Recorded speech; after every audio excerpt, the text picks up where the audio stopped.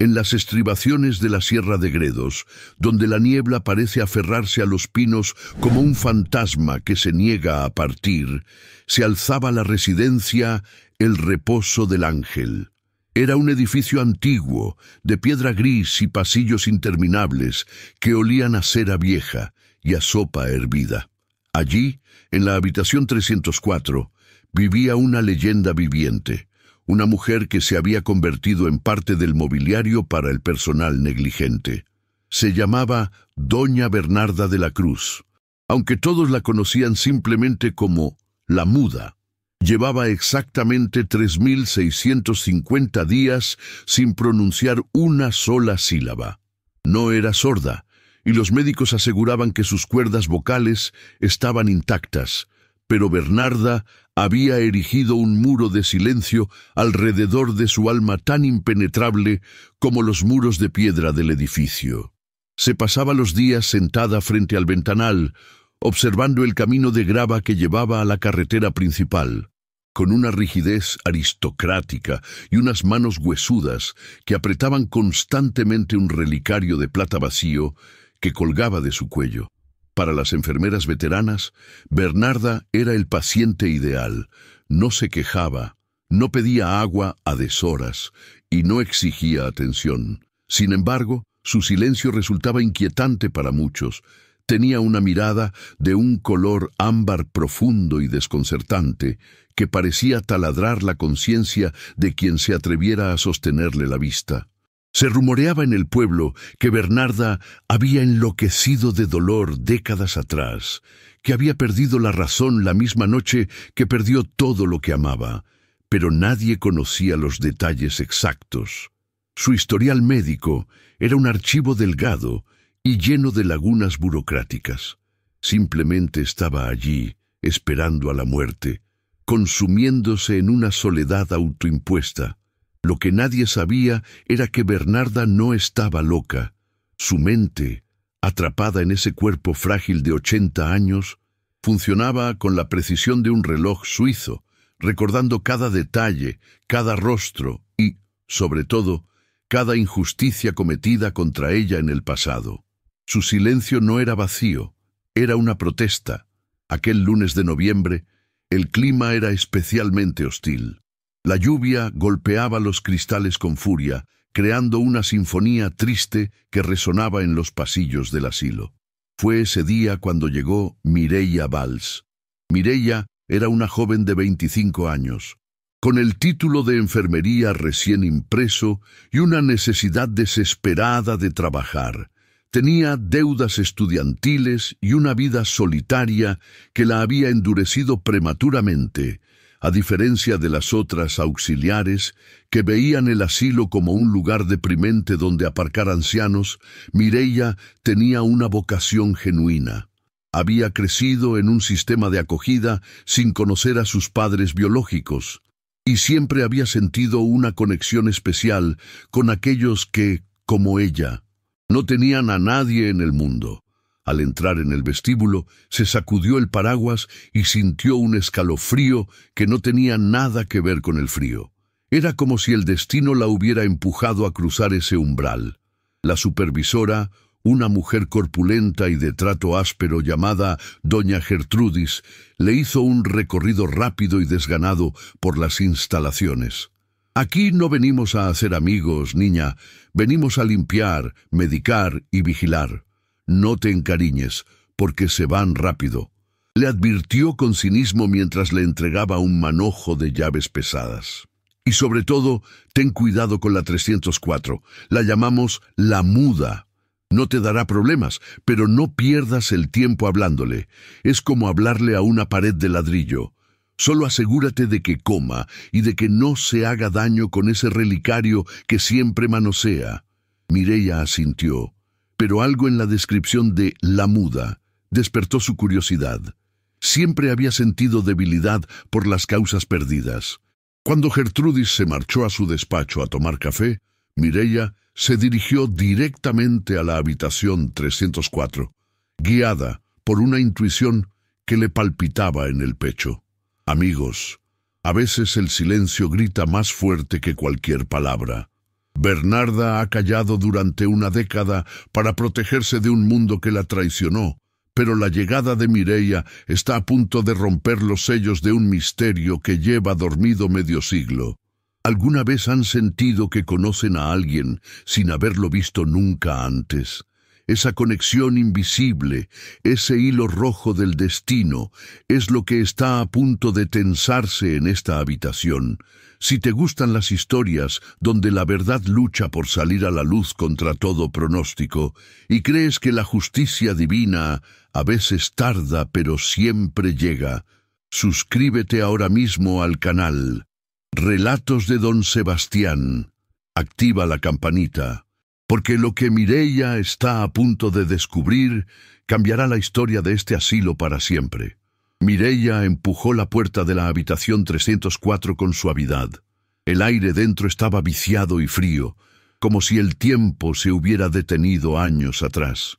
Bernarda estaba en su posición habitual, de espaldas a la puerta, mirando la lluvia caer sobre los pinos. Mireia carraspeó suavemente para anunciar su presencia, pero la anciana no se movió ni un milímetro.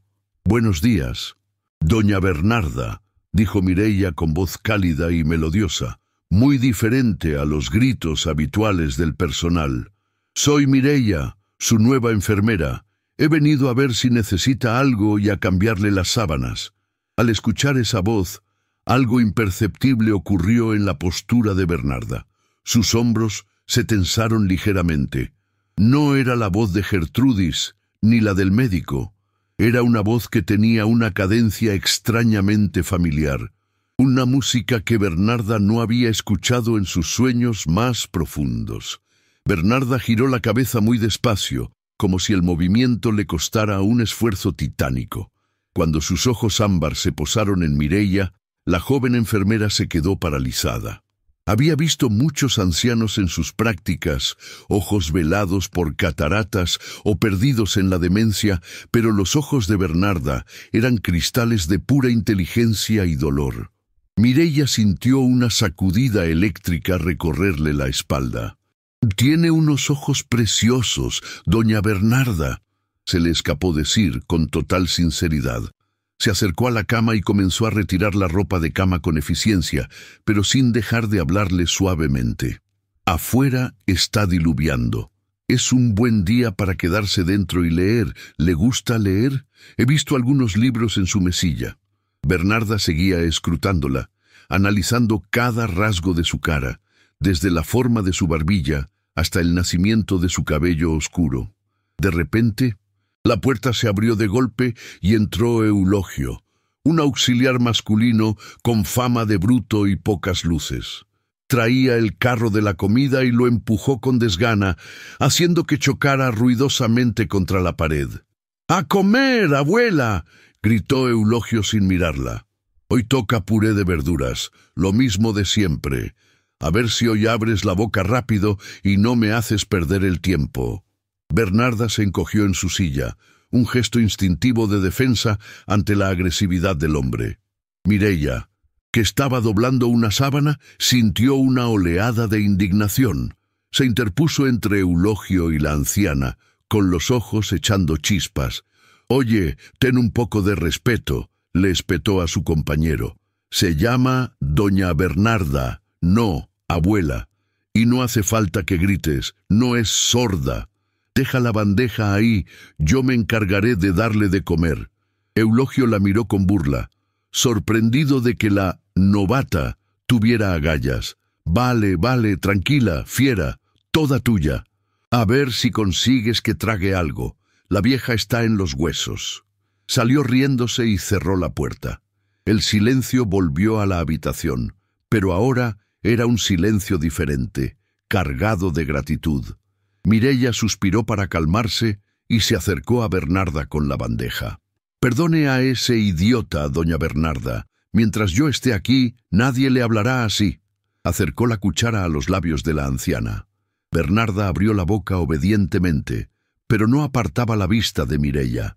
Entonces, Mireia se inclinó para limpiarle una gota de puré de la comisura de los labios. Estaban tan cerca que sus respiraciones se mezclaron. Fue en ese instante, bajo la luz grisácea de la tarde, cuando Bernarda vio algo específico en el iris derecho de Mireia, una pequeña mancha dorada, una heterocromía parcial casi invisible. El mundo de Bernarda se detuvo. Su corazón, que había latido a un ritmo lento y resignado durante años, comenzó a galopar desbocado contra sus costillas. Esa mancha, ella conocía esa mancha. La había besado 1000 veces en los párpados de un bebé hacía 45 años. La había soñado cada noche de su encierro. Las lágrimas comenzaron a brotar de sus ojos ámbar, desbordándose como un río que rompe una presa. Mireia se asustó. «¿Doña Bernarda? ¿Qué le pasa? ¿Le duele algo?», preguntó angustiada, dejando la cuchara. Bernarda temblaba violentamente. Abrió la boca. Sus labios secos se despegaron con un sonido húmedo, luchando contra la atrofia de una década.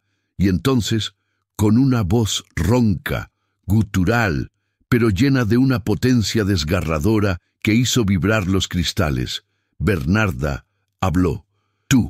Tú tienes los ojos. Tú tienes los ojos de mi hija robada». El eco de la voz de Bernarda, rota por el desuso pero cargada de una verdad eléctrica, pareció congelar las gotas de lluvia contra el cristal. Mireia dio un paso atrás, chocando contra el carro de comida, y la cuchara cayó al suelo con un tintineo metálico que sonó como un disparo. ¿Ha hablado?», balbuceó la enfermera, incapaz de procesar lo que acababa de suceder. No era solo el hecho milagroso de que la muda hubiera recuperado el habla. Era el contenido de su mensaje. Bernarda no apartaba la mirada de ella, respirando con dificultad, con el pecho subiendo y bajando espasmódicamente.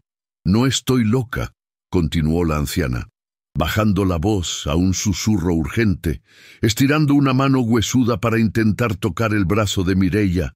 «Llevo 10 años callada para que no me maten, pero a ti no podía dejarte ir. Tienes la mancha de oro en el ojo derecho, la mancha de mi niña». Mireia se llevó instintivamente la mano a su propio ojo. Era cierto. Tenía una pequeña pigmentación dorada en el iris, una heterocromía sectorial muy leve que la mayoría de la gente pasaba por alto, pero que ella veía cada mañana en el espejo. ¿Cómo podía saberlo esa anciana si apenas la había mirado unos segundos? El miedo y la confusión luchaban en su interior. «Doña Bernarda, por favor, cálmese. Está alterada. Yo soy huérfana. Mis padres murieron en un accidente cuando yo era bebé. Eso pone en mis papeles», intentó explicar Mireia, recitando la historia oficial que le habían contado en el orfanato estatal. Bernarda negó con la cabeza con violencia, las lágrimas surcando sus arrugas profundas. «Mentira, todo es mentira. No murieron, me durmieron. Me dijeron que habías nacido muerta, pero yo te oí llorar. Te oí llorar una vez antes de que se te llevaran». Antes de que Mireia pudiera preguntar más, el pasillo se llenó de pasos apresurados. Los gritos de Bernarda habían traspasado las paredes. Doña Gertrudis, la supervisora, irrumpió en la habitación como un tanque, seguida por Eulogio. Al ver a Bernarda sentada en el borde de la cama, hablando y gesticulando, el rostro de Gertrudis palideció de una forma que no parecía natural. No era sorpresa lo que había en sus ojos, era terror puro. «Sujetadla», ordenó Gertrudis con voz chillona. «Está teniendo un brote psicótico. Eulogio, trae la contención mecánica y llama al doctor Cárdenas. ¡Rápido!». Eulogio se abalanzó sobre la anciana con brutalidad, empujándola contra el colchón. Bernarda luchó con una fuerza sorprendente para su edad, clavando sus uñas en el brazo del auxiliar. «¡Suéltame, maldito! ¡Es ella! ¡Es mi hija! ¡No dejéis que se la lleven otra vez!», aullaba Bernarda con la desesperación de quien se juega la última carta de su vida. Mireia, saliendo de su estupor, intentó intervenir. «No le hagáis daño, solo está hablando». «Dejadla», gritó tratando de apartar a Eulogio. pero Gertrudis la agarró del brazo con una fuerza dolorosa y la arrastró hacia la puerta. «Fuera de aquí, niña. No tienes ni idea de con quién estás tratando. Esta mujer es peligrosa, manipula la realidad. Si te quedas, te expedientaré por negligencia». Mireia forcejeó, pero la autoridad de la supervisora y la llegada de otros 2 auxiliares la dejaron fuera de juego. Desde el pasillo pudo ver cómo el doctor Cárdenas, un hombre alto y de rostro afilado que dirigía la unidad médica, llegaba corriendo con una jeringuilla preparada. Bernarda miró a Mireia una última vez antes de que la aguja se clavara en su brazo. Sus ojos gritaban un mensaje mudo: «Busca la verdad». Luego, sus párpados se cerraron y su cuerpo se desplomó, vencido por la química. Amigos, la escena que acabamos de presenciar es aterradora, no por la violencia física, sino por el intento sistemático de silenciar una verdad incómoda. ¿Vieron la cara de Gertrudis? Ese miedo no era normal. ¿Por qué sedaron a Bernarda tan rápido, sin siquiera preguntarle qué pasaba? Está claro que en El reposo del ángel no solo cuidan ancianos, guardan secretos. Bernarda ha vuelto a ser silenciada, esta vez por la fuerza, pero ha logrado plantar una semilla en la mente de Mireia. Si tú también crees que Bernarda dice la verdad y que Mireia debe investigar caiga quien caiga, dale un me gusta ahora mismo a este vídeo. Y no olvides suscribirte a Relatos de Don Sebastián, porque Mireia está a punto de descubrir que su historia oficial tiene más agujeros que un colador. Mireia se refugió en el baño de personal, temblando de pies a cabeza. Se mojó la cara con agua helada, intentando borrar la imagen de Bernarda siendo inmovilizada. Se miró en el espejo, acercándose hasta que su nariz tocó el cristal frío. Allí estaba, la mancha dorada en su ojo derecho. Siempre había pensado que era un defecto genético aleatorio. Pero, ¿y si fuera una marca de nacimiento? ¿Y si fuera un mapa? Las palabras de la anciana resonaban en su cabeza. Me dijeron que habías nacido muerta. Mireia conocía las historias de los bebés robados en España durante las décadas oscuras. Tramas donde médicos y monjas vendían recién nacidos a familias ricas y decían a las madres pobres que sus hijos habían fallecido. Pero ella siempre pensó que eso era cosa de documentales, no su propia vida. Ella tenía papeles, tenía un certificado de defunción de sus padres, ¿o no? La duda es un virus. Una vez que entra, se replica hasta infectar todo el sistema de creencias. Mireia terminó su turno en un estado de autómata, evitando la mirada de Gertrudis y del doctor Cárdenas. Al salir del asilo, ya de noche, en lugar de irse a su pequeño apartamento, se quedó en su coche, aparcada bajo la lluvia, mirando la ventana oscura de la habitación 304. Necesitaba saber más. Si Bernarda estaba loca, ¿cómo sabía lo del ojo? Y si no estaba loca, entonces Mireia había estado viviendo una mentira de 25 años. Sacó su teléfono y llamó a su antigua compañera de piso, que trabajaba en el registro civil. «Sara, necesito un favor enorme. Es ilegal y me debes una. Necesito que busques mi partida de nacimiento original, no la copia compulsada que tengo yo. Quiero ver el libro matriz. Quiero ver quién firmó mi nacimiento». Mientras esperaba la respuesta de Sara, Mireia decidió que no podía esperar de brazos cruzados. Bernarda estaba sedada, probablemente por horas, pero la oficina de administración del asilo estaba vacía a esas horas. Solo quedaba el guardia de seguridad nocturno, un hombre mayor que solía quedarse dormido viendo la televisión en la garita de la entrada. Mireia conocía una puerta lateral de servicio que a veces dejaban mal cerrada para salir a fumar. El riesgo era enorme. Si la pillaban, perdería su empleo y su licencia. Pero la mirada de Bernarda la empujaba.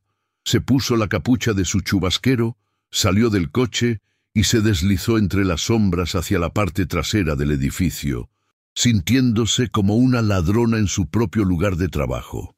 La puerta trasera cedió con un chirrido que a Mireia le pareció un trueno, pero nadie acudió. El pasillo estaba en penumbra, iluminado solo por las luces de emergencia verdes. Mireia caminó de puntillas hacia el despacho de dirección, donde se guardaban los expedientes confidenciales de los residentes. El corazón le latía en la garganta. Al llegar a la puerta del despacho, sacó una horquilla del pelo. Había aprendido a forzar cerraduras sencillas en el orfanato, una habilidad de supervivencia para recuperar juguetes confiscados, pero nunca pensó que la usaría para esto. La cerradura era vieja y simple. Clic. La puerta se abrió.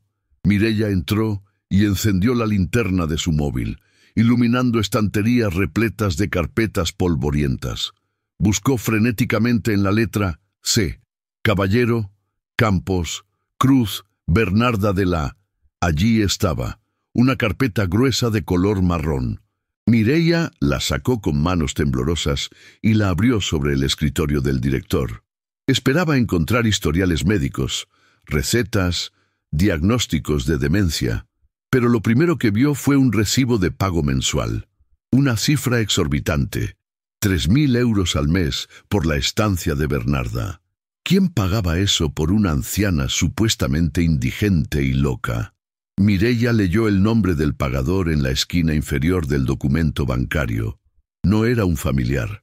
No era la Seguridad Social. El nombre impreso en tinta negra era Fundación Benéfica Cárdenas Valls. Mireia tuvo que taparse la boca para no gritar. Cárdenas era el apellido del médico que la había sedado. Pero es Valls. Valls era el apellido que le habían dado a ella en el orfanato, su propio apellido. Fundación Benéfica Cárdenas Valls. Mireia leyó esas 4 palabras una y otra vez hasta que las letras parecieron bailar ante sus ojos. Su mente, entrenada para la lógica médica, luchaba por encontrar una explicación racional. Valls era un apellido común en la región, se dijo a sí misma. Podía ser una coincidencia, pero en su corazón sabía que no lo era. Ella había crecido con ese apellido en el orfanato, un apellido que siempre le dijeron que le fue asignado al azar por los servicios sociales al no tener padres conocidos. Pero si ese apellido aparecía en los recibos de pago de la mujer que afirmaba ser su madre, la casualidad era matemáticamente imposible. Aquello significaba que su identidad no era un misterio, sino una construcción.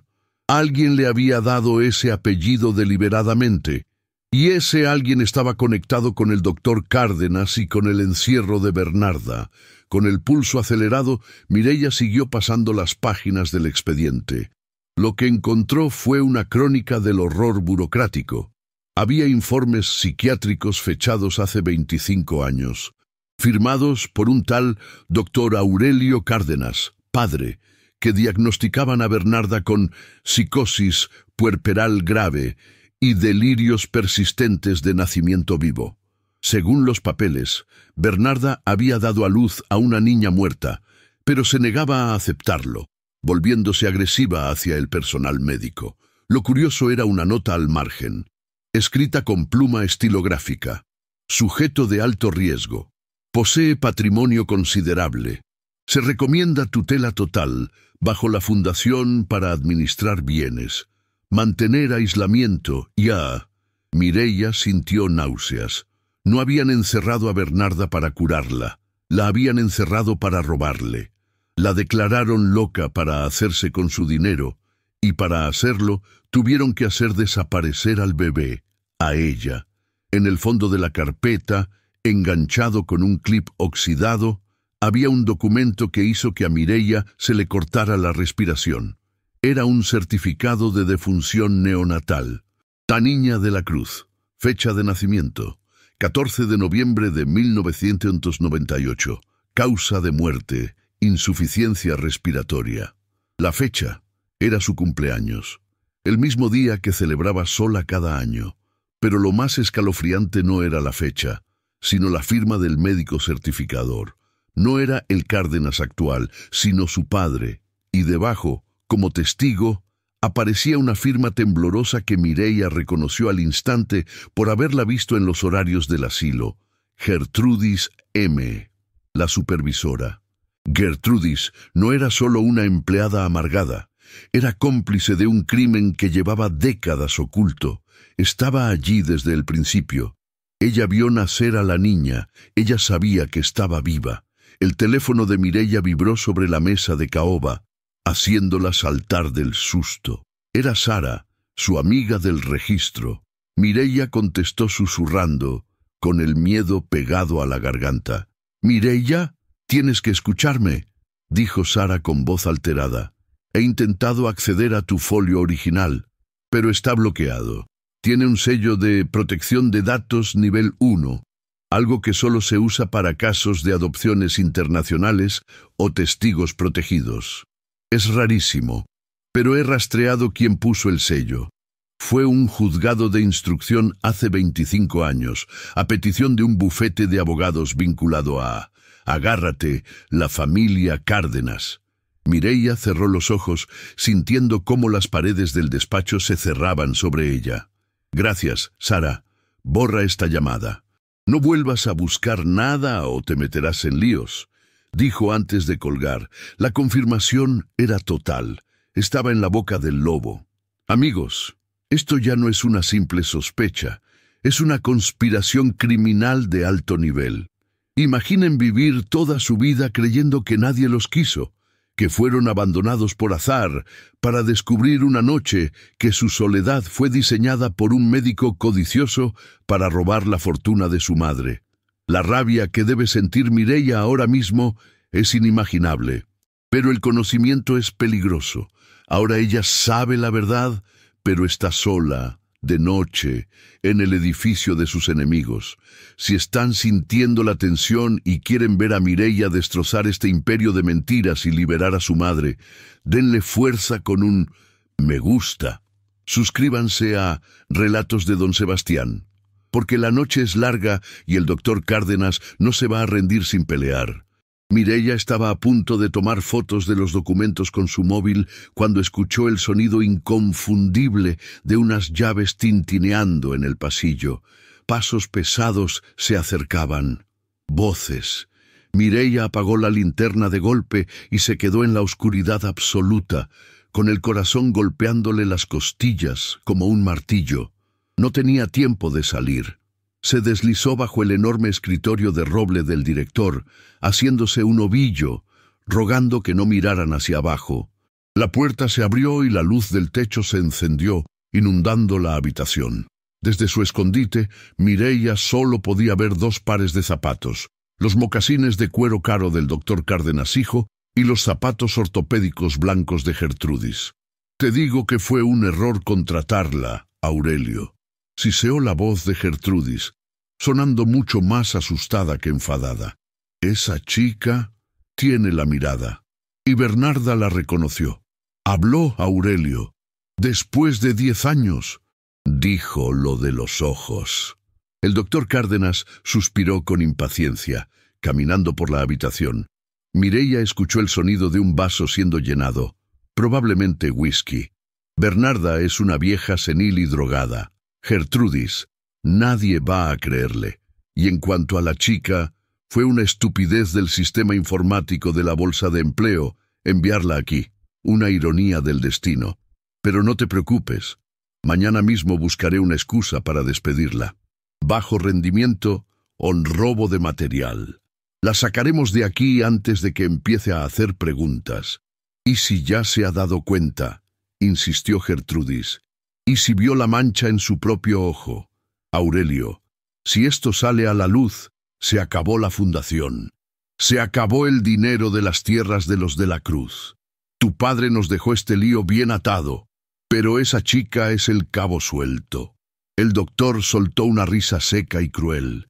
Nadie va a investigar nada. Bernarda morirá pronto.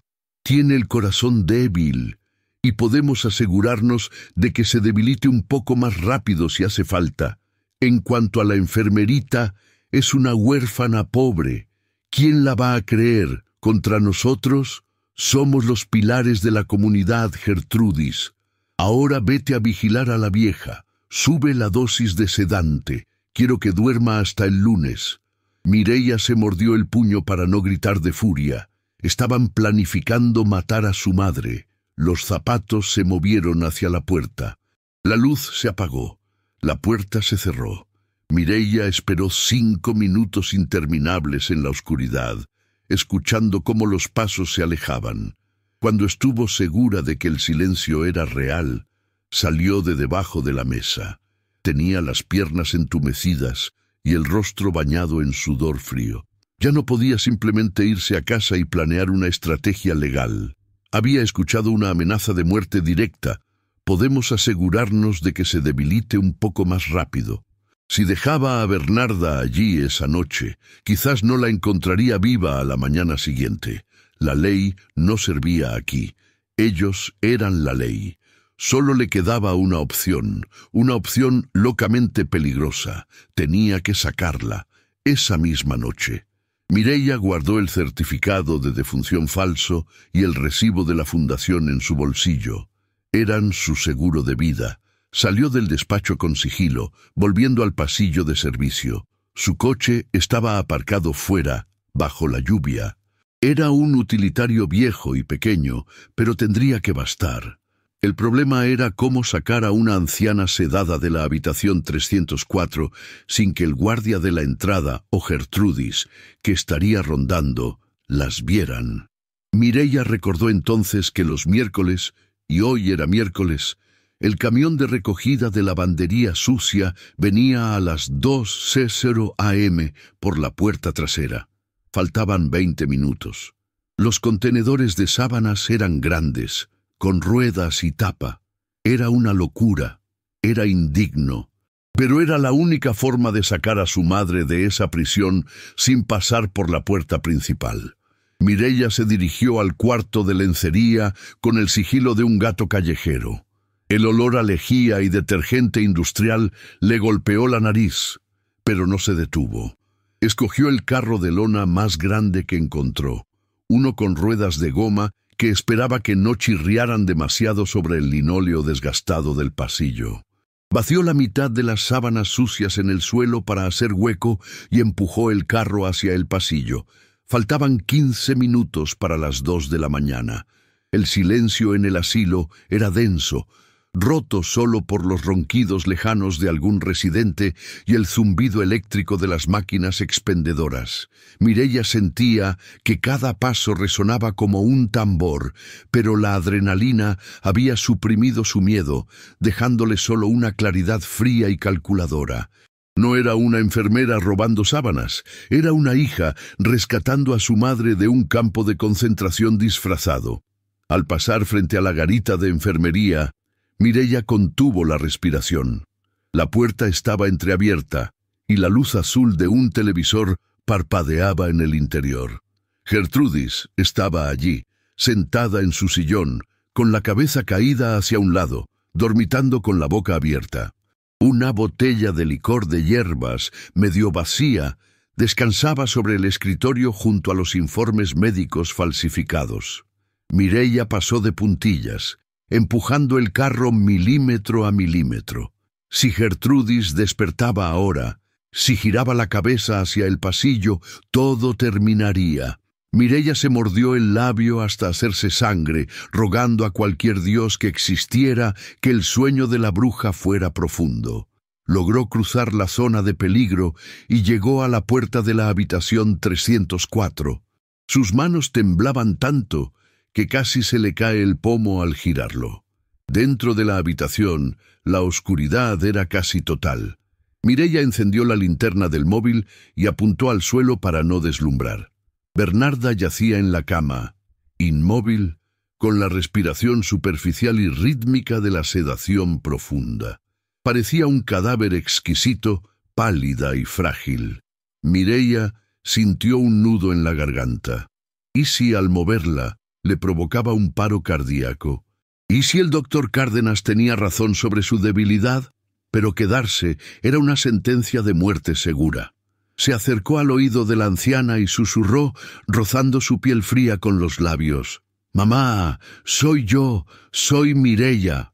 Nos vamos a casa. Tienes que ser fuerte un poco más, solo un poco más.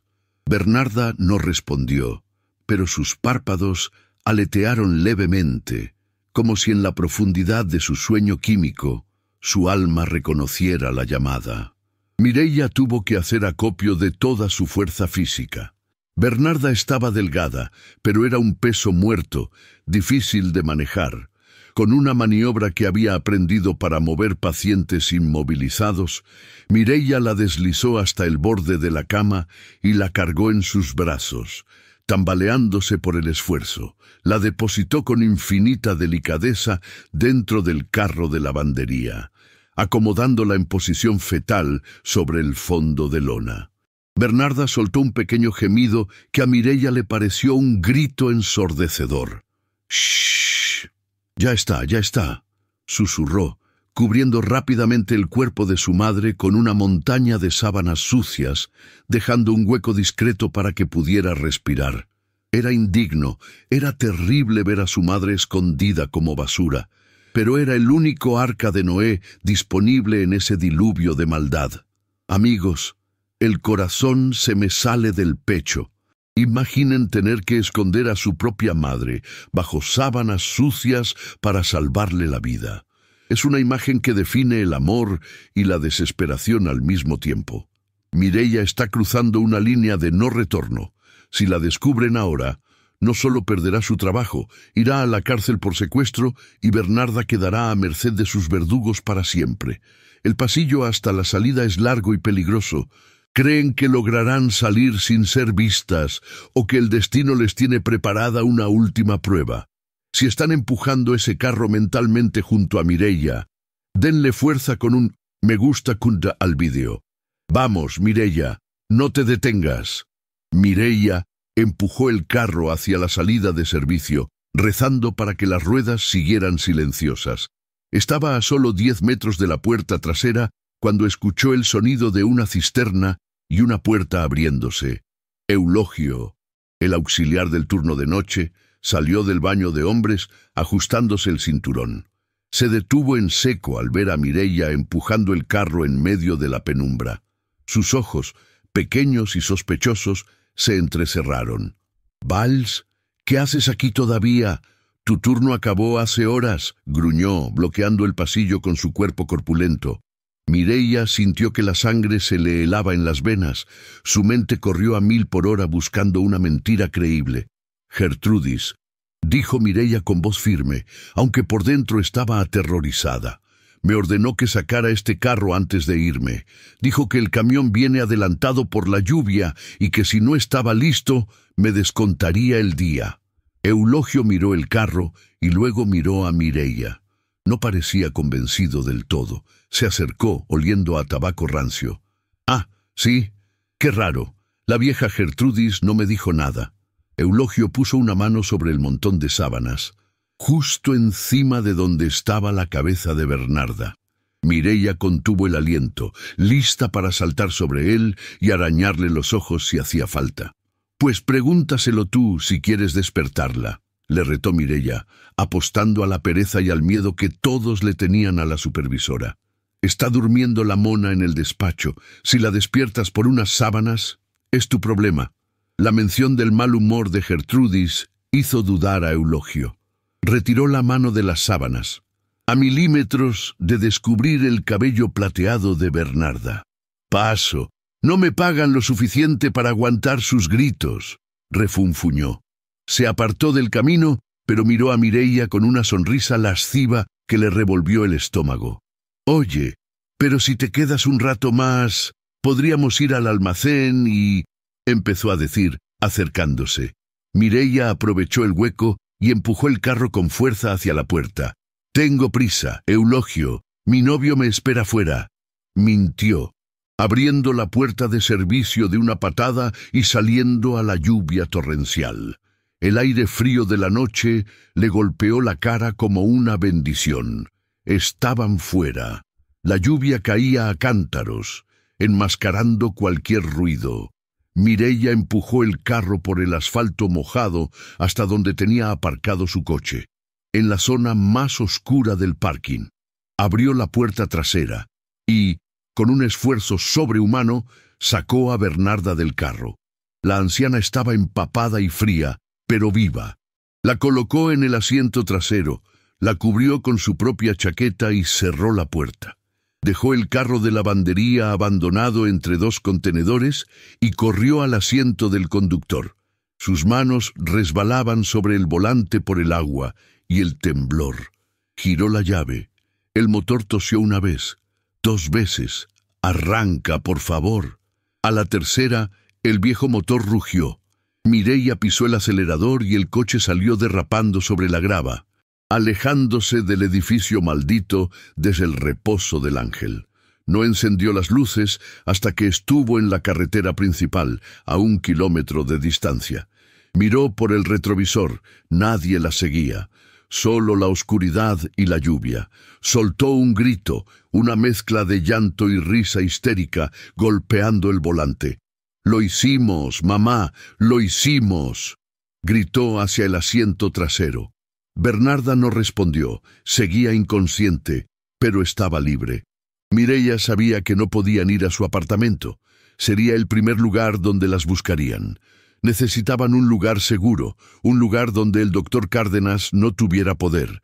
Y solo se le ocurría un sitio, la vieja casa en ruinas que aparecía en las escrituras que había visto fugazmente en el expediente, la casa solariega de los de la Cruz. Mireia condujo durante 1 hora por carreteras secundarias, evitando las autovías donde podría haber cámaras o controles policiales. La lluvia no daba tregua, convirtiendo el camino de tierra en un lodazal peligroso, pero ella no se detuvo. Se dirigía a la dirección que había memorizado del expediente, Finca Los Nogales, una propiedad abandonada a 30 kilómetros del asilo, perdida en un valle profundo. Según los papeles, esa casa era legalmente propiedad de la fundación, pero estaba catalogada como en ruinas y deshabitada. Era el último lugar donde el doctor Cárdenas esperaría que fueran, o eso esperaba ella. Era la boca del lobo, sí, pero también era el único techo que les pertenecía por derecho de sangre. Mientras el coche daba bandazos por los baches, Mireia miraba por el retrovisor a su madre, que dormía con una paz inquietante, y sentía una mezcla de terror y una extraña euforia salvaje. Estaban huyendo, sí, pero por primera vez en sus vidas eran libres. Al llegar a la finca, los faros del coche iluminaron una verja de hierro oxidada y una casona de piedra de 2 plantas que parecía sacada de una novela gótica. La hiedra había devorado la fachada y las ventanas estaban tapiadas con tablones podridos, pero la estructura seguía en pie, desafiante al tiempo y al olvido. Mireia aparcó el coche detrás de un granero derrumbado para ocultarlo de la vista desde el camino principal. Apagó el motor y el silencio del valle, roto solo por el repiqueteo de la lluvia, cayó sobre ellas como una manta pesada. Despertar a Bernarda fue difícil, la sedación empezaba a remitir, pero la anciana estaba desorientada y débil. «Mamá, tenemos que caminar un poco. Agárrate a mí», le susurró Mireia, ayudándola a salir. Bernarda, temblando de frío, miró la silueta oscura de la casa y sus ojos se llenaron de lágrimas. «Los Nogales», murmuró con voz pastosa. «He vuelto». Entraron por una puerta trasera que Mireia logró forzar con una palanca que llevaba en el maletero. El interior olía a humedad, polvo y tiempo detenido. Muebles cubiertos con sábanas blancas parecían fantasmas en la penumbra. Mireia acomodó a Bernarda en un sofá de terciopelo raído en el salón principal y buscó madera seca para encender la chimenea. Necesitaban calor urgentemente. Sus ropas estaban empapadas y la hipotermia era un riesgo real. Con viejos periódicos y trozos de una silla rota, logró prender un fuego que pronto crepitó, arrojando sombras danzantes sobre las paredes empapeladas. A la luz de las llamas, Mireia pudo ver por primera vez el rostro de su madre sin el filtro de la institución. Vio sus propias cejas, la forma de su nariz, la curva de su mandíbula. Era como mirarse en un espejo que le mostraba su futuro. El calor del fuego terminó de despertar a Bernarda. La anciana se incorporó, frotándose los brazos, y miró a su alrededor con una lucidez dolorosa. Sus ojos recorrieron la sala, reconociendo cada objeto, cada cuadro, hasta detenerse en Mireia, que estaba arrodillada frente al fuego. «¿Eres tú de verdad?», preguntó Bernarda con voz quebrada. «¿O es otro sueño de morfina?». Mireia se acercó y le tomó las manos heladas, besando sus nudillos. «No es un sueño. Soy yo. Soy la niña del ojo manchado. Te saqué de allí, mamá. Estamos a salvo por ahora». Bernarda soltó un sollozo desgarrador y atrajo a Mireia hacia su pecho, abrazándola con una fuerza que desmentía su edad. Fue un abrazo de 25 años comprimido en un segundo. Madre e hija lloraron juntas, lavando con lágrimas décadas de mentiras y soledad. «Mi niña, mi Lucía, te llamé Lucía», susurraba Bernarda en su pelo. «Amigos, no hay palabras para describir la potencia de este momento. Después de una vida entera de creerse solas, de ser engañadas por quienes debían cuidarlas, Bernarda y Mireia se han encontrado en las ruinas de su hogar ancestral. El amor de una madre es una fuerza de la naturaleza que ni los medicamentos ni el tiempo pueden apagar. Si este reencuentro te ha emocionado y crees que el vínculo entre madre e hija es sagrado e indestructible, deja un corazón en los comentarios. Y prepárate, porque ahora que están juntas, Bernarda va a revelar el secreto oscuro de por qué las separaron. Suscríbete a Relatos de Don Sebastián, si aún no lo has hecho, porque la historia del pasado es aún más cruel que el presente, cuando las lágrimas se secaron, dejando paso a una calma tensa. Bernarda miró a los ojos a su hija. «Tienes que saber la verdad, Lucía. Te llamaré Lucía, porque ese es tu nombre», dijo con firmeza. «Tu padre no murió en un accidente como te dijeron. Tu padre era Antonio, el dueño de estas tierras y de media comarca. Murió 6 meses antes de que nacieras, de un ataque al corazón repentino que firmó el viejo doctor Cárdenas. Yo siempre sospeché que lo envenenaron, pero estaba sola y embarazada, y ellos eran poderosos». Bernarda apretó los puños. La familia Cárdenas no solo quería el dinero de las consultas, querían la tierra. Querían los nogales porque debajo de estos campos hay un acuífero que vale millones. Pero el testamento de Antonio era claro. Todo pasaría a su hijo o hija. Si no había heredero, la administración pasaría a un fideicomiso, gestionado por el abogado de la familia, el hermano de Cárdenas. Mireia escuchaba horrorizada, conectando los puntos. Entonces tenían que deshacerse de mí para controlar la herencia. Bernarda asintió. «Exacto. Cuando me puse de parto, me llevaron a la clínica privada de Cárdenas. Me sedaron. Cuando desperté, me dijeron que habías nacido muerta, que venías con el cordón enredado. Me enseñaron un bebé muerto, pero yo sabía que no eras tú. Mi corazón lo sabía. Me volví loca de dolor. Grité. Les acusé de asesinos. Eso fue lo que necesitaban. Me diagnosticaron incapacidad mental permanente. Me encerraron en el asilo y tomaron el control de todo mi patrimonio como tutores legales. Han estado viviendo de tu dinero y del mío durante 25 años, hija. Han pagado sus yates y sus mansiones con nuestra vida. La revelación encendió una furia fría en Mireia. No eran médicos, eran parásitos. Vamos a destruirlos, mamá. Tengo el certificado de defunción falso con la firma de Cárdenas padre. Y tengo los recibos de la fundación. Iremos a la policía en la ciudad, lejos de su influencia. Pero Bernarda negó con la cabeza, una sonrisa astuta curvando sus labios finos. «No, hija, con eso no basta. Dirán que los papeles son falsos, o que fue un error administrativo. Tienen jueces comprados. Para hundirlos necesitamos la prueba definitiva, algo que escondí el día que me llevaron, sabiendo que vendrían por mí. algo que Cárdenas ha estado buscando en esta casa durante años y nunca encontró porque no conocía el secreto de la chimenea. Bernarda señaló hacia la gran chimenea de piedra donde ardía el fuego. Tu padre era un hombre desconfiado. Construyó una caja fuerte detrás de una de las piedras del hogar, una piedra que solo se mueve si presionas el escudo de armas en el momento justo. Mireia miró el fuego. ¿Detrás del fuego? Sí, apágalo, hija, rápido. Mireia, sin dudarlo, echó agua de una botella vieja sobre las llamas que tanto les había costado encender.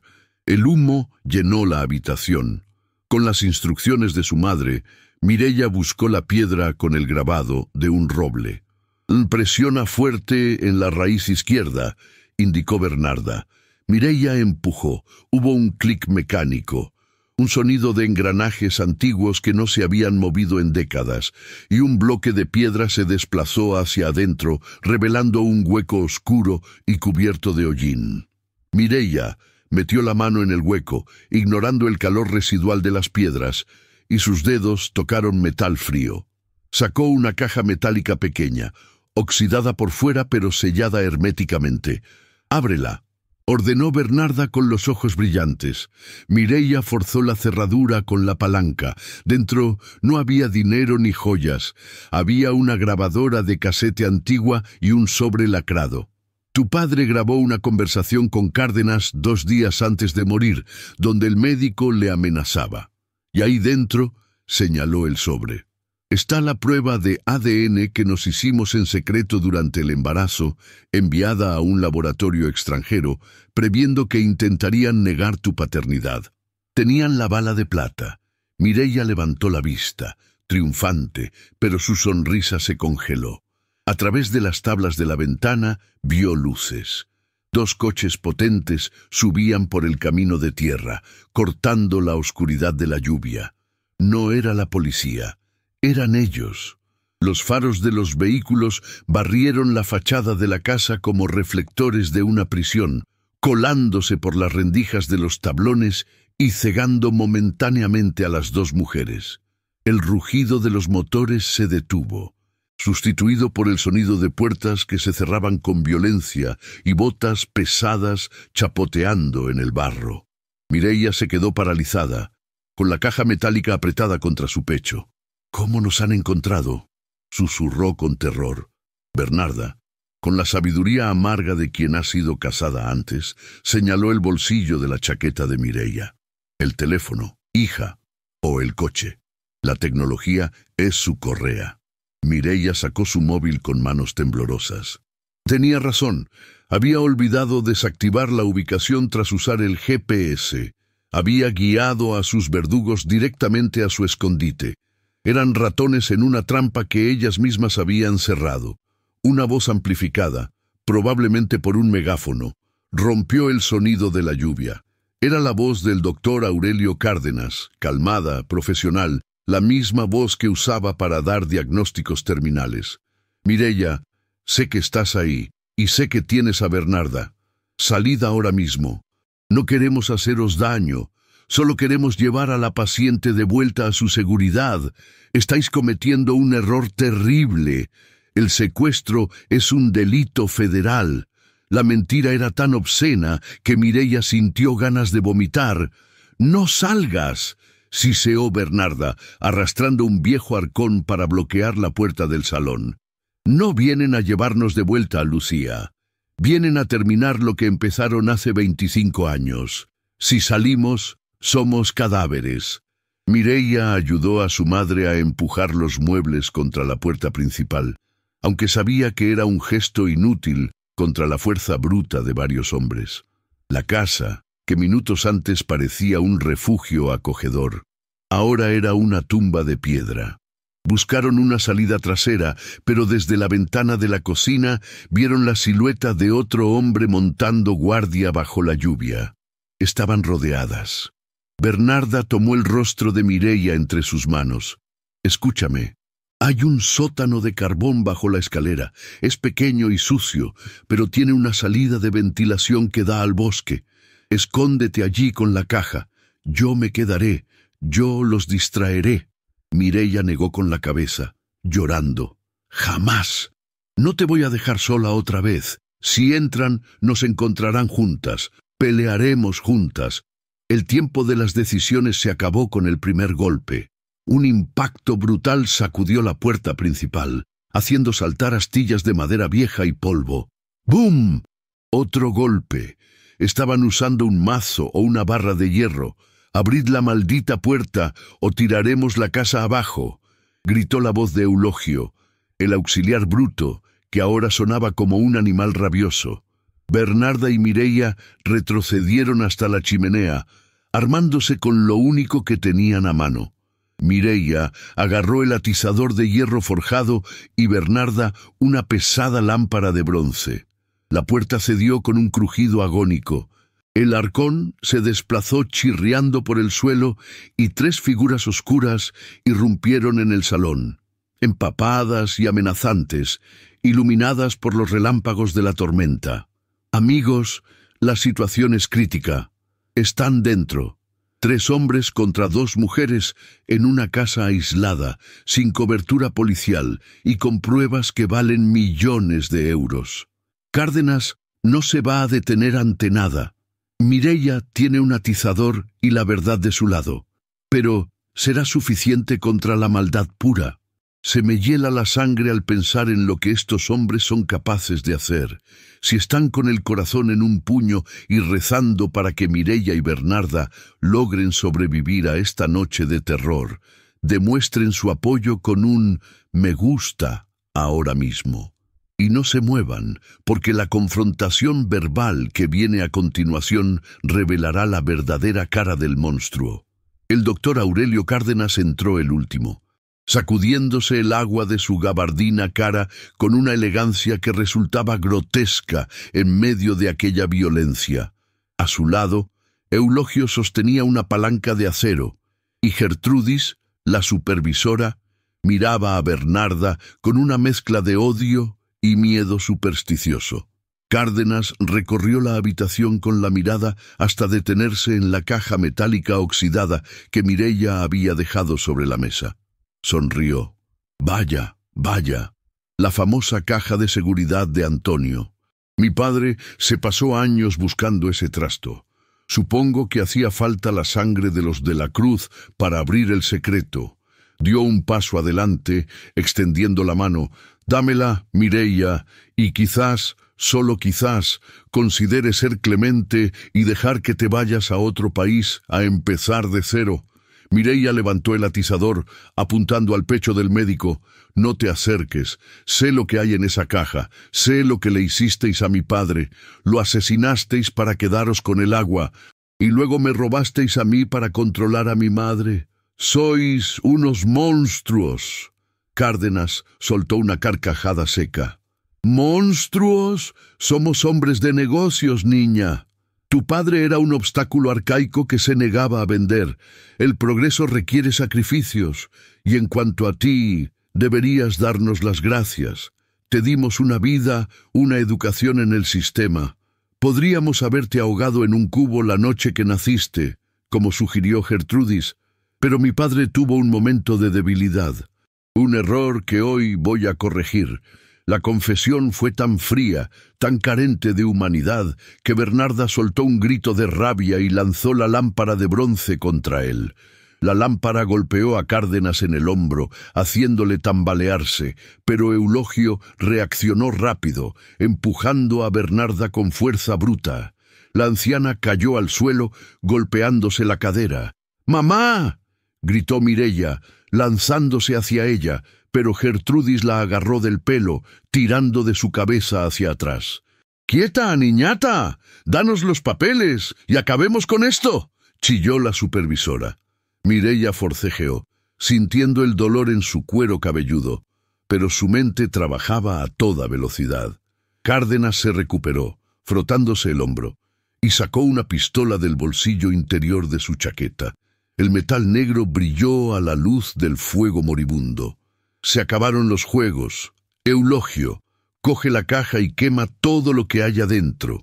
Luego, encárgate de que parezca un accidente. Un incendio provocado por vagabundos. Es una tragedia común en casas abandonadas. Eulogio se dirigió a la mesa y abrió la caja oxidada. Sacó la cinta y el sobre. Cárdenas apuntaba a Mireia a la cabeza. Parecía el final. Pero entonces Mireia empezó a reírse, una risa histérica rota que desconcertó a todos. «¿De qué te ríes, estúpida? ¡Vas a morir!», gruñó Cárdenas. Mireia levantó la vista, con los ojos llenos de lágrimas pero desafiantes. «Me río porque sois viejos. Pensáis como viejos criminales del siglo pasado. ¿Creíais que me quedaría aquí esperando a que me matarais sin un plan B?» Mireia sacó su móvil del bolsillo con un movimiento rápido. La pantalla estaba encendida, mostrando una llamada en curso con el altavoz activado. «Sara, ¿lo has oído todo?». Una voz clara y firme salió del pequeño altavoz del teléfono, resonando en el silencio mortal del salón. Alto y claro: «Mireia, tengo la confesión grabada, y la Guardia Civil está escuchando también. Están a 2 minutos de vuestra posición. Los helicópteros ya deben estar sobre vosotros». El color desapareció del rostro de Cárdenas. La arrogancia se evaporó, dejando ver el pánico de una rata acorralada. En ese instante, el sonido rítmico y potente de aspas cortando el aire se escuchó sobre el tejado, seguido por luces azules y rojas que empezaron a parpadear a través de las rendijas de las ventanas tapiadas. «Sirenas, muchas sirenas. ¡Maldita sea!», gritó Cárdenas, bajando el arma y mirando hacia la puerta. «¡Vámonos! ¡Dejadlo todo!». El caos se apoderó de la sala. Eulogio, demostrando la cobardía típica de los matones, fue el primero en intentar huir, corriendo hacia la puerta trasera, pero un foco cegador desde el exterior y la voz de un agente ordenándole tirarse al suelo lo detuvieron en seco.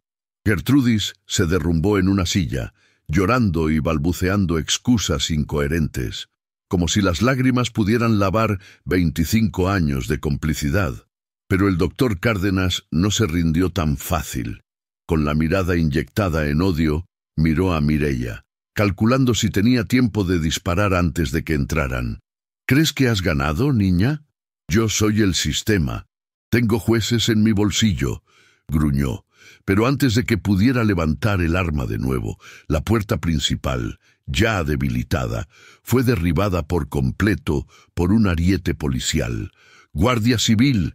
¡Tiren las armas! ¡Al suelo!», gritaron media docena de agentes uniformados y armados que inundaron la habitación. Cárdenas, viéndose superado, soltó la pistola como si quemara y levantó las manos, recuperando instantáneamente su máscara de respetabilidad. «¡No disparen! Soy el doctor Aurelio Cárdenas. Estas mujeres están locas. Me han secuestrado».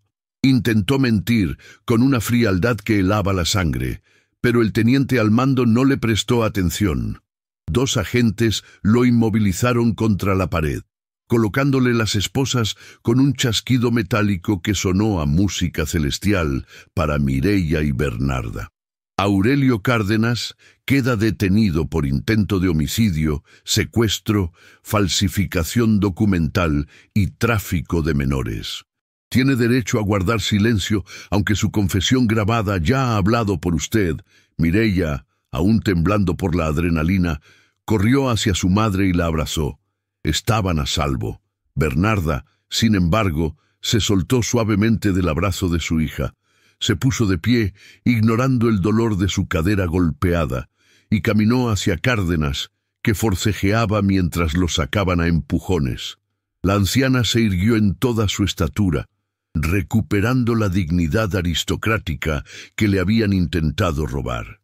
Hizo un gesto al teniente para que se detuviera un segundo. El policía, viendo la autoridad en los ojos de esa mujer frágil, obedeció. Bernarda se acercó al rostro del hombre que le había robado la mitad de su vida. Cárdenas la miró con desprecio. «¿Qué vas a hacer, vieja loca? ¿Escupirme?». Bernarda no le escupió. Lo miró con una lástima infinita. «No, Aurelio, no voy a gastar mi saliva en ti. Solo quiero que me mires bien. Mírame a los ojos. Soy la mujer a la que intentaste volver loca. Soy la madre a la que le robaste la hija. Pensaste que el dinero y las drogas podrían borrarme, pero olvidaste una cosa. La verdad es como el agua. Siempre encuentra una grieta por donde salir. Vas a morir en una celda, solo y olvidado, igual que intentaste que muriera yo. Pero yo voy a vivir, y voy a ver crecer a los nietos que no pudiste robarme. Cárdenas palideció por primera vez, incapaz de sostener la mirada de su víctima. Bajó la cabeza, derrotado, y los agentes se lo llevaron bajo la lluvia hacia los coches patrulla. Amigos, ¡qué momento! No hay nada más poderoso que ver a una víctima recuperar su poder y mirar a su verdugo a los ojos sin miedo. Bernarda no necesitó violencia. Sus palabras fueron suficientes para destruir lo poco que quedaba del ego de Cárdenas. La justicia divina a veces tarda, pero cuando llega, golpea con fuerza. Cárdenas, Gertrudis y Eulogio pagarán por cada lágrima derramada. Si sientes la satisfacción de ver caer a los corruptos y crees que Bernarda es una verdadera guerrera, deja un comentario con la palabra justicia y suscríbete a Relatos de Don Sebastián, porque aún nos queda ver el renacer de madre e hija y el destino de la herencia robada. Esa noche, Mireia y Bernarda no durmieron en la casa en ruinas ni en una celda. Durmieron en un hospital seguro, custodiadas por la policía, mientras los médicos, esta vez médicos honestos, revisaban el estado de salud de Bernarda. El diagnóstico fue claro: desnutrición leve y atrofia muscular por la falta de actividad, pero su mente estaba perfectamente lúcida. No había rastro de la psicosis que Cárdenas había inventado. Solo había trauma. Sara, la amiga de Mireia, llegó a primera hora de la mañana, llorando y abrazando a ambas. Fue ella quien trajo los periódicos. La noticia había estallado. Desmantelada red de robo de bebés y estafa millonaria dirigida por prestigioso médico local. El imperio de Cárdenas se desmoronaba en tiempo real. Los meses siguientes fueron un torbellino de juicios y trámites legales. Con las pruebas de la caja fuerte, la grabación del padre de Mireia y el ADN, el caso fue sólido como una roca.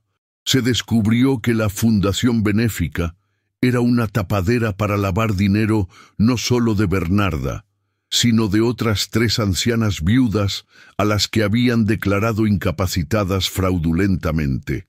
Cárdenas y su red cayeron con todo el peso de la ley, enfrentándose a penas que sumarían más años de los que les quedaban de vida. Pero para Mireia, la victoria legal más importante no fue ver a Cárdenas entre rejas, sino el día que el juez firmó un documento simple en un despacho tranquilo. El juez le entregó el papel sellado. Mireia Valls había dejado de existir legalmente. En su lugar nacía Lucía de la Cruz. Recuperar su nombre fue como recuperar una extremidad perdida. Al salir del juzgado, Bernarda la esperaba, apoyada en un bastón elegante, vestida con ropa nueva y el pelo peinado con dignidad. «¿Cómo te sientes, Lucía?», le preguntó su madre. La joven miró su nuevo DNI y sonrió con lágrimas en los ojos. «Me siento completa, mamá. Me siento yo». Se abrazaron en la escalinata, bajo el sol de primavera, sabiendo que el invierno de sus vidas había terminado definitivamente. Con las cuentas bancarias desbloqueadas y el patrimonio recuperado, Bernarda tomó su primera decisión ejecutiva como dueña de sus tierras. Le ofrecieron millones por vender la finca Los Nogales a una constructora que quería explotar el acuífero para un campo de golf. Era dinero fácil. Dinero para vivir como reinas el resto de sus días sin preocupaciones. Pero Bernarda llevó a Lucía a pasear por los campos verdes donde su padre había muerto defendiendo el agua. Se sentaron bajo el nogal más antiguo, mirando las ruinas de la casa que las había protegido aquella noche fatídica. «¿Qué quieres hacer, hija?», preguntó Bernarda. «El dinero es tentador. Lucía, antes Mireia, miró las ruinas y luego miró el horizonte. Recordó sus años en el sistema de acogida, la soledad, el miedo. Recordó a los ancianos del asilo, el reposo del ángel. Muchos de ellos solos de verdad, no secuestrados, pero igualmente olvidados. «No vamos a vender, mamá», dijo con determinación. «Papá murió por esta tierra, y tú sufriste un infierno por ella. No vamos a dejar que se convierta en un campo de golf para ricos». Bernarda sonrió, intuyendo lo que su hija iba a proponer. Entonces, Lucía tomó la mano de su madre. «Vamos a reconstruir la casa, pero no para nosotras solas. Vamos a convertir Los Nogales en un hogar de verdad, un lugar donde nadie esté solo, donde nadie sea silenciado. Vamos a crear la Fundación Antonio de la Cruz. Un año después, si alguien pasara por el camino que lleva al Valle de Los Nogales, no reconocería el lugar. La casona en ruinas, cubierta de hiedra y dolor, ha desaparecido. En su lugar se alza una mansión restaurada con piedra dorada y grandes ventanales que dejan entrar el sol de la sierra. No hay vallas electrificadas ni guardias de seguridad. Hay jardines abiertos llenos de flores silvestres. El cartel de la entrada, tallado en madera de roble, reza: «Hogar Antonio de la Cruz». Lucía y Bernarda cumplieron su promesa. No vendieron el agua ni la tierra. Utilizaron la inmensa fortuna recuperada de las garras de Cárdenas para financiar una obra arquitectónica y humana sin precedentes. No es un asilo y tampoco es un orfanato. Es un experimento de amor. El concepto del hogar es revolucionario en la región. Lucía, recordando su propia infancia solitaria y la vejez aislada de su madre, decidió unir ambos mundos. En Los Nogales viven ancianos que no tienen familia y niños del sistema de acogida que esperan adopción. La simbiosis es mágica. Los abuelos leen cuentos a los pequeños, les enseñan a cultivar el huerto y a reparar juguetes. Los niños, a su vez, llenan los pasillos de risas, energía y un propósito vital que ninguna medicina puede igualar. Bernarda, que pasó 10 años en silencio, ahora es la cuentacuentos oficial.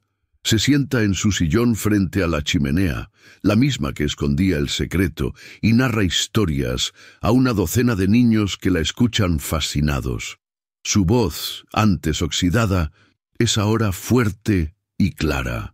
¿Y qué fue del relicario de plata vacío que Bernarda apretaba con tanta desesperación en el asilo? Ya no está vacío, ahora contiene una foto pequeña, recortada con cuidado, de Lucía sonriendo el día que recuperó su nombre. Bernarda ya no lo aprieta con angustia, lo toca suavemente cada mañana como un ritual de gratitud. La anciana ha recuperado peso. El color ha vuelto a sus mejillas y camina con la cabeza alta. A veces, Lucía la atrapa mirando por la ventana hacia el camino, pero ya no espera con miedo a que lleguen los verdugos.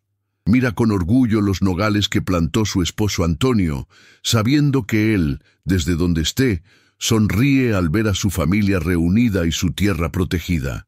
La justicia siguió su curso implacable.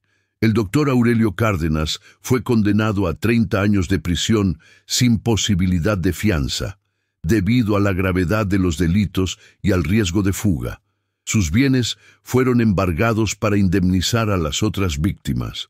Se dice que en la cárcel Cárdenas ha envejecido rápidamente, perdiendo su arrogancia y su salud, convertido en un anciano asustado que ahora depende de la piedad de otros, la misma piedad que él negó a Bernarda. Gertrudis, por su parte, negoció una pena menor a cambio de testificar, pero vive desterrada socialmente, incapaz de caminar por el pueblo sin que la gente cruce la acera con desprecio. El antiguo asilo, el reposo del ángel, fue cerrado por las autoridades y hoy es un edificio vacío, un monumento a la vergüenza que pronto será demolido. Lucía, ahora con 36 años, no solo dirige la fundación, ha comenzado a estudiar Derecho. Su experiencia le enseñó que el sistema tiene grietas por donde se cuelan los monstruos y quiere dedicar el resto de su vida a defender a quienes no tienen voz. A menudo se sienta en el despacho que ha montado en la planta baja, mirando la mancha dorada de su ojo en el espejo, esa pequeña imperfección que le salvó la vida. Ya no la oculta con el flequillo, la muestra con orgullo. Es su marca de linaje, la brújula que guió a su madre a través de la niebla de la locura inducida para encontrarla. Una tarde de otoño, madre e hija caminaban por el bosque que rodea la finca. Se detuvieron frente a una pequeña lápida de piedra que habían colocado recientemente bajo el roble más antiguo, en memoria de Antonio. Bernarda apoyó su mano sobre la piedra fría. Él sabía que volveríamos, Lucía. Cuando escondió la caja me dijo, si algo me pasa, esto será tu voz. Tardé 25 años en encontrar esa voz, pero al final gritó lo suficientemente fuerte. Lucía abrazó a su madre por los hombros. Tú nunca estuviste callada, mamá. Tu amor me llamó. Yo sentí ese frío el día que entré en el asilo. Mi alma te reconoció antes que mis ojos. El sol comenzó a ponerse, tiñendo el valle de tonos naranjas y violetas, los mismos colores que Bernarda veía desde su ventana en el asilo, pero que ahora se sentían completamente diferentes. Ahora eran colores de libertad. Se quedaron allí en silencio, pero esta vez era un silencio cómodo, un silencio de paz, no de mordaza. No necesitaban hablar para entenderse. Habían vencido a la muerte, a la codicia y al tiempo. Eran las dueñas de su destino. Y mientras regresaban a la casa, donde las luces cálidas brillaban y se escuchaban las risas de la gran familia que habían construido, Bernarda supo que podía cerrar los ojos tranquila esa noche. Su guardia había terminado, y aquí entra don Sebastián para cerrar este relato que nos ha helado la sangre y luego nos ha llenado de esperanza. La historia de Bernarda y Lucía es un recordatorio brutal de que la maldad existe y a veces lleva bata blanca y una sonrisa amable. Pero también es un testimonio de que el instinto materno es la fuerza más poderosa del universo. Bernarda fue drogada, aislada y humillada, pero su cerebro se negó a olvidar el detalle más pequeño de su hija, una mancha en el ojo. Esa tenacidad, esa negativa a aceptar la mentira, fue lo que derribó un imperio criminal. Nunca subestimen la memoria del amor. Vivimos en un mundo ruidoso donde todos hablan, pero pocos escuchan. Bernarda fue llamada la muda, pero fue la única que dijo la verdad. Te invito hoy a escuchar esos silencios en tu propia vida. Quizás hay alguien a tu alrededor, un anciano, un niño, que no está hablando pero que está gritando con la mirada, pidiendo ayuda o simplemente compañía. No seas como el personal del asilo que miraba hacia otro lado. Sé como Lucía, Mireia. Ten la valentía de mirar a los ojos, de hacer preguntas incómodas y de luchar por la verdad, aunque te tiemblen las manos, porque a veces una simple pregunta puede salvar una vida. Hemos llegado al final de este viaje por la oscuridad y la luz. Si la lucha de Bernarda y el coraje de Lucía han tocado tu corazón, si has sentido la angustia del encierro y la gloria de la libertad, te pido que le des un me gusta a este vídeo. Compártelo para que la historia de estas dos guerreras inspire a otros a no rendirse nunca.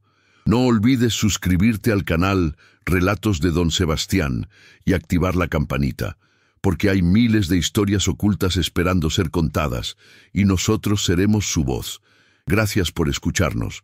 Gracias por sentir con nosotros. Y recuerden, la verdad puede ser silenciada, pero nunca destruida. Hasta la próxima historia, amigos.